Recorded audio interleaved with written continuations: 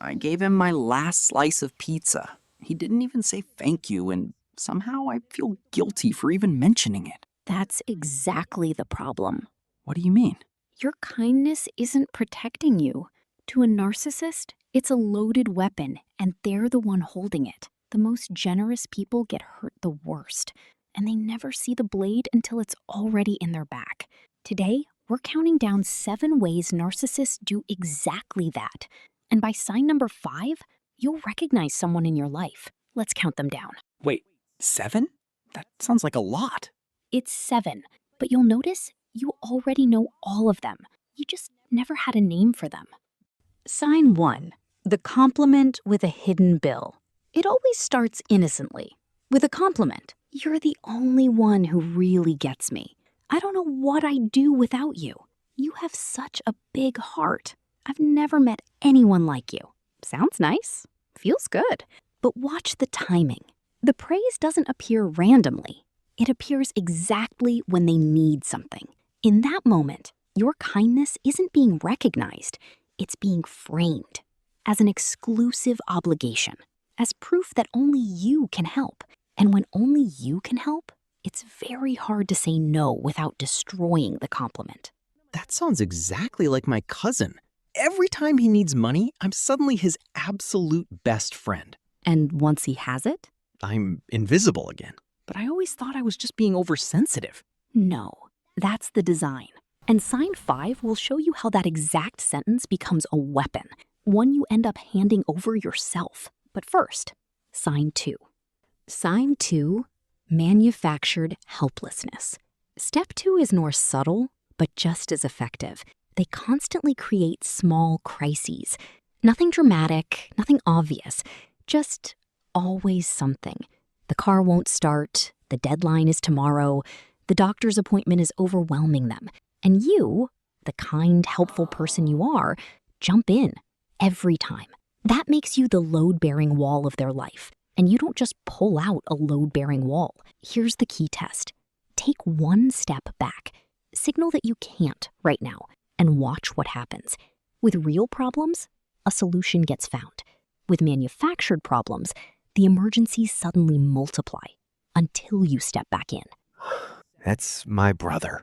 The moment I say I'm busy, he's got 3 new problems. And the moment you help? They all disappear. Ugh. Exactly. That O is the moment. And sign 3 turns the emotional screw one more time. Sign 3, guilt as currency. Every no has a price. After everything I've done for you, I thought we had each other's backs. I never would have expected this from you. In that moment, your kindness isn't being recognized. It's being converted into a debt you can never fully repay because it has no fixed amount. It grows with every no you dare to say. And the most twisted part, you feel guilty for having needs at all, not for what you did, but for having boundaries. That's not a conflict. That's control. I once felt guilty because I was sick and couldn't help. Sick! And did you apologize? Twice. That shows how deep it goes. So far, we've seen the bait and the guilt trap, but now it gets dark because sign 4 uses something you would never turn against anyone, and that's exactly why it works. Sign 4, the trauma card. Your compassion is one of your most beautiful qualities, which is exactly why it's a target. They talk about their wounds, their childhood, everything they've been through. Sometimes that's real. Often it's exaggerated, sometimes both at once. But the effect is the same. Your compassion shuts off your judgment. You excuse the inexcusable. You explain their behavior to others. You defend them, even though somewhere deep down you know something isn't right. The red flag is this moment. You catch yourself justifying their behavior, not because it's justified, but because you don't want to be the person with no heart. I defended someone for months once because they'd had a rough childhood, and the whole time they were using me. And afterwards, did you ask yourself whose pain you were actually healing? Theirs, not mine. Exactly. And sign 5 is the moment the whole system turns completely against you. This is the sign I promised you at the start. Sign 5, the reversal. You become the villain. This is the sign I promised you at the start, because this is the moment the blade actually goes in. And the cruelest part is who ends up holding it. For weeks, months, maybe years, you were the giving one, the understanding one. And then one day, you do something small. You say no. You draw a single boundary. And almost instantly, the story flips. Now you're the cruel one. You're the one who changed. You're the problem. That's not an accident. Psychologists have a name for it. DARVO. Deny, attack, and reverse victim and offender. Watch the sequence. It runs like clockwork. First, they deny it ever happened. Then, they attack you for bringing it up at all. You're too sensitive, too dramatic, too much. And then, the masterstroke. They flip the roles completely. Suddenly, they're the wounded one, and you're the perpetrator, simply for daring to have a boundary. Think about how insane that is. Your kindness had no limits. That's exactly why they chose you. And the second you show one, that boundary gets reframed as cruelty. The most generous person in the room gets declared the villain by the very person who took the most. And it rarely stays private. They reach the friends, the family, the colleagues first. They tell their version in tears. By the time the truth reaches those people, it already wears your face on a villain's body. You notice it's happening when strangers start handing your own story back to you, distorted. That's the blade. Not the lie itself, but the fact that you never saw it being sharpened. Because you had your back turned, doing them a favor. That happened to me.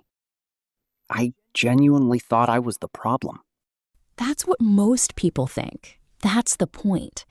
And sign 6 shows you how they make sure you keep fighting, for a kind of recognition that was never on the table. Sign 6, the audition, triangulation. You give, and it's never enough. Not because you're giving too little, but because the bar is being moved on purpose. My ex used to do that for me. My friend would never react like that. At least X understands. That's triangulation.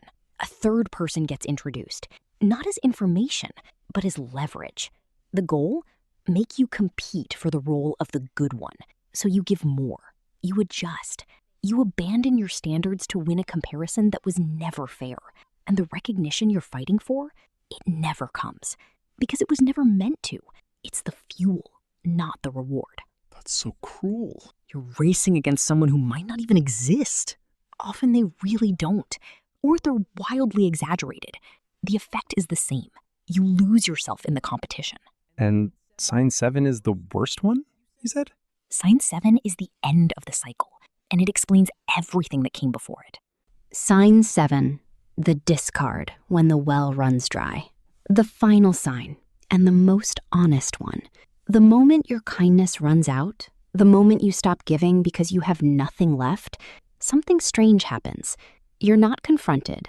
You're not asked what's wrong. You're simply dropped, cold, without explanation, sometimes with one last evaluation. I never expected this from you. You've really changed. And then they move on to the next giver, to the next big heart. Looking back, you see the pattern. Every closeness was tied to your usefulness. Every compliment came before a request. Every warmth disappeared when you said no. That's not the end of a relationship. That's an audit. And you were never the person in that equation. You were the variable. That hurts, even when you understand it. Yes, because your feelings were real. Theirs weren't. And now here's the most important sentence of this entire video. Listen closely. It wasn't your kindness that was the weakness. It was the absence of boundaries. Kindness with boundaries isn't coldness. It's the only version of kindness that doesn't destroy you. You can be warm and still say no. You can be compassionate and still protect yourself. One doesn't cancel the other. It completes. So, I stop giving away my pizza? You stop giving it to people who don't even say thank you. Oh, that actually sounds pretty reasonable. 7 signs. 7 ways kindness gets turned into a weapon by someone who knows exactly what they're doing. Which of these 7 signs hit you the hardest?